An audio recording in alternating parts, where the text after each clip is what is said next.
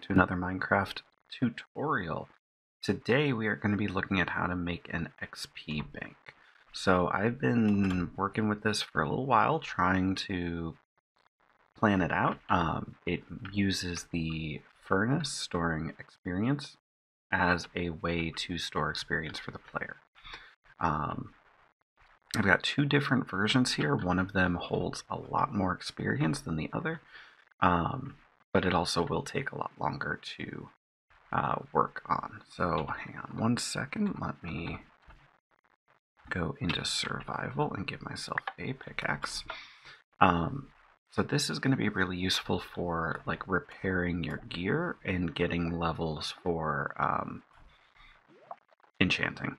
So I've got a netherite pick here, which is down to 1 durability. And to access the experience, all you need to do is pull out the die. And as you can see, we've pretty much fully repaired it using this smaller XP bank here.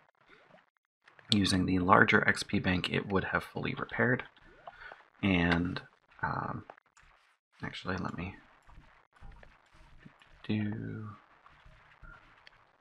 if I'm not using it to repair, I will get a decent amount of experience. I was at level 6 there, and now I'm up at level 26. Now I get up to level 34, and so on. That setup over there, I think, gets you from level 0 all the way to level 33 in one go. And then I'm just going to go ahead and get these to reset. And I'm going to kill myself just to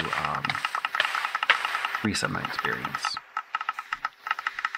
So to demonstrate with this one over here, just pull out the experience and we're up to, only level 28. But yeah, so these designs are pretty simple and kind of self-explanatory if you just look at them. You don't really need a full tutorial on how to build them. So if you just want to take a screenshot here, or a screenshot there, but I will walk through how to build the smaller one because it is going to be a little bit easier to make. So I'm going to go ahead and clear my inventory, and we'll start with furnace, copper, observers, solid blocks, droppers, comparators, sticky pistons, and repeaters, and I think that's all we need. So I'm going to build it up a little bit. And the first thing that we're going to make is the item destroying mechanism, I guess, how to clear out items. So we have a dropper with a hopper feeding into it, and the furnace sitting directly on top of that. We need to power this dropper, and we are going to power it with some observers. Those observers, when you place an observer, it observes the side away from you, so we actually need it facing away from that. So 1, 2, 3, 4, 5, 2, 3, 4, 5. Just going to break those out. And it is feeding into a solid block, not into the dropper itself, because we do not want to power the droppers on either side. We do want a comparator reading with a redstone repeater, because we want to know when there's any items in here and when that state changes. Then we are going to observe that. We're then going to chain up 2 observers into a solid block and go over a solid block, over a solid block. We are also going to observe the hopper here. Now, one of the really weird things about hoppers is when an observer is looking at a hopper, it can tell when the hopper is powered or when it is not powered. And we're actually going to use that to chain the observer signal up.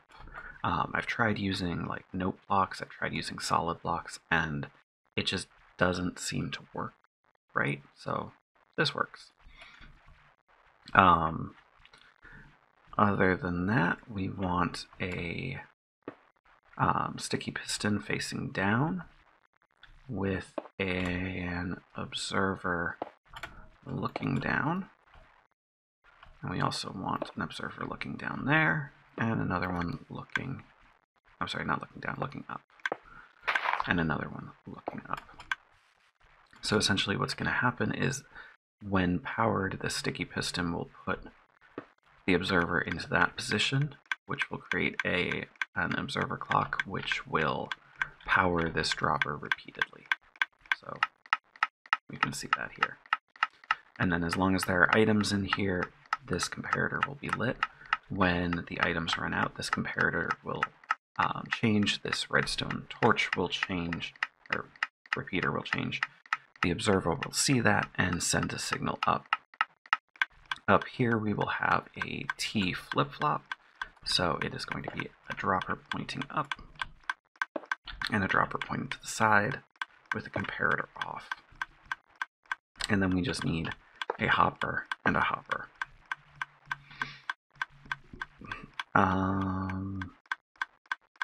We need one item into that hopper, and we should now be able to, let's just play around. There we go. So now when this runs out, it will retract and we'll be good to go. So powering the button powers this hopper, which is observed, which powers this hopper, which is observed, which powers this dropper, sending the item up and around and in. When it ends up here, this comparator reads and powers this piston, even though there's not anything to transmit the signal. It powers on the air block because pistons in the vertical position are weird, pushing this observer down, creating the clock. As long as there are items in here at the beginning, then this will read, and then it will turn off when you run out of items. One thing to note is if you're getting like some weird state issues, you can always just change this, and the observer will see that and will reset the system. Now, as far as how to get the experience, we're going to use, there are lots of things you could use. I've been using chests full of cactus, because cactus can smelt pretty easily, and it does create a decent amount of experience. You could also use like kelp and smelt kelp, but kelp gives you, I think, like 1/10 the experience of a cactus, so cactus is better. And then for fuel, you can use any fuel supply. I'm using blocks coal here because this is creative, but if this were vanilla, I would probably hook it up to like a bamboo farm, or have a kelp, smoked, dried kelp block situation going on. But yeah, that's pretty much it. If you want to have more experience, you really just need more hoppers here, because the way that this works is it will continually smelt whatever is coming in until the dropper and all of the hoppers are filled. So if you want a lot of experience, all you really have to do is take this bottom bit here and push it down 1, 2, 3, 4 more blocks. You'll need to chain this up. This setup here, I actually have it slightly different than that setup as far as the T flip-flop. I have the T flip-flop more horizontal here, but it really doesn't matter. But yeah, you just push this down, chain a few more observers, and you should be good to go. Yeah, because if this needs to go lower, you will just put an observer below it. But yeah, that's it. It's a really simple farm to make. I would recommend putting it in like your spawn chunks if you're on a server. Otherwise, you will need to keep it relatively close by because it only works when it is loaded. So if you've got any questions, feel free to leave them in the comments area below, and I'll catch you in the next one. Adios.